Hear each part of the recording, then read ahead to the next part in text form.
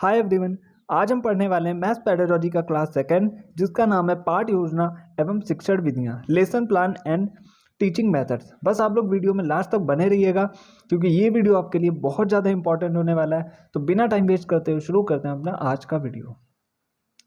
पाठ योजना, lesson plan. किसी विषय को पढ़ाने हेतु उस विषय से संबंधित विषय वस्तु की रूपरेखा तैयार करना ही पाठ योजना कहलाता है। अब हम जान लेते हैं कि पाठ योजना का महत्व क्या होता है। पाठ योजना का महत्व निम्न है। इससे उद्देश्यों की स्पष्टता प्रकट होती है। इससे शिक्षक में आत्मविश्वास उत्पन्न होता है। इससे शिक्षण क्रियाओं के चुनाव में आसानी होती है। इससे समय का उचित उपयोग होता है। शिक्षण सहायक सामग्री का चुनाव आसान हो जाता है। इससे बच्चों में विचार, तर्क, निर्णय एवं कल्पना शक्ति का विकास होता है। अब हम बात करते हैं नेक्स्ट पॉइंट की, जो है पाठ योजना से संबंधित अध्यापक का ज्ञान। यानी कि पाठ योजना के विषय में अध्यापक को क्या क्या ज्ञान होना चाहिए। अध्यापक को पाठ वस्तु का ज्ञान होना चाहिए। अध्यापक को उद्देश्य निर्माण का ज्ञान होना चाहिए। अध्यापक को शिक्षा मनोविज्ञान का भी ज्ञान होना चाहिए। अध्यापक को शिक्षण विधियों तथा प्रविधियों का भी ज्ञान होना चाहिए। अध्यापक को शिक्षण कौशलों का ज्ञान होना चाहिए। तो ये सारे पॉइंट से पाठ योजना से संबंधित अध्यापक का ज्ञान, यानी कि अध्यापक को ये सारा ज्ञान होना चाहिए पाठ योजना के विषय में। अब हम नेक्स्ट पॉइंट पे आ गए हैं, पाठ योजना की प्रक्रियाएं। अब हम चलते हैं अपने नेक्स्ट पेज की तरफ।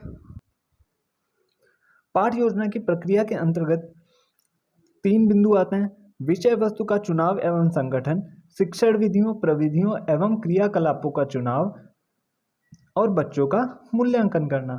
ये सारी प्रक्रियाएं पाठ योजना के अंतर्गत आती हैं। अब हम बात करते हैं पाठ योजना के चरण।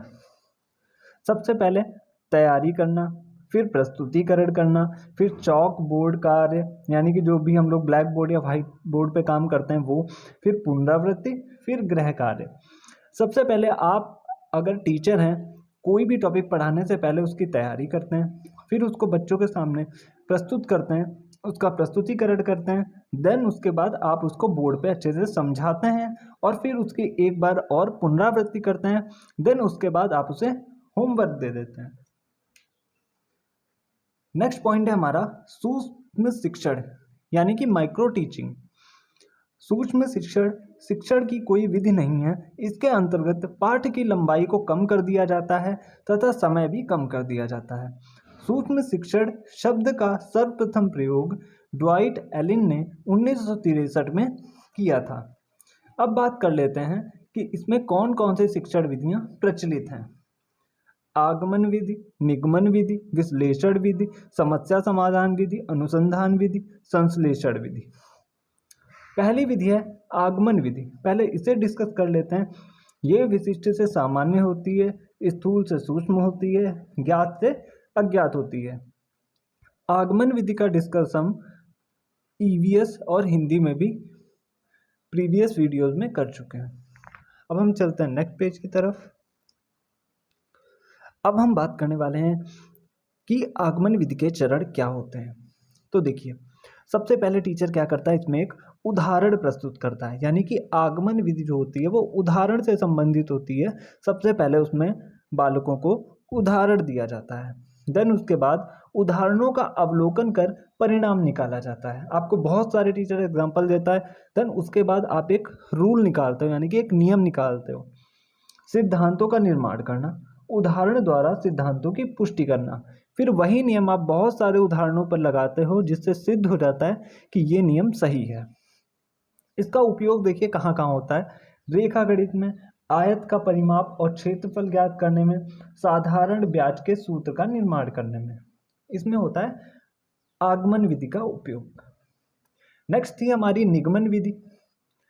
ये सामान्य से विशिष्ट होती है, स्थूल से सूक्ष्म होती है और सिद्धांत से उदाहरण की तरफ चलती है। वहीं अभी हम जब आगमन विधि की बात कर रहे थे, वहां पर हमें पहले उदाहरण दिया जाता था। हम उदाहरण की सहायता से नियम को खोजते थे। और यहाँ पे क्या है, पहले शिक्षक बच्चों के समक्ष सिद्धांत का ज्ञान देना, यानी कि पहले वो सिद्धांत समझा देता है, रूल समझा देता है, विभिन्न उदाहरणों में सिद्धांत का उपयोग करना। फिर उसके बाद बालक क्या करता है, बहुत सारे जो भी उदाहरण दिए होते हैं उसमें उसका उपयोग करता है, फिर सिद्धांतों की सत्यता का परीक्षण करता है। आई होप आपको आज का वीडियो अच्छा लगा होगा। अगर आपको वीडियो में कोई कमी लगती है तो आप हमें कमेंट के माध्यम से बता सकते हैं, जिससे हम आगे के टॉपिक्स में उसको इम्प्रूव कर सकें। और अगर आपको वीडियो यूज़फुल हेल्पफुल लगा हो तो आप इसको एक लाइक कर दीजिएगा और चैनल को सब्सक्राइब करके बेल नोटिफिकेशन ऑन कर लीजिएगा, जिससे नेक्स्ट वीडियो का जो भी नोटिफिकेशन है आपके पास सबसे पहले पहुँचे। Thank you.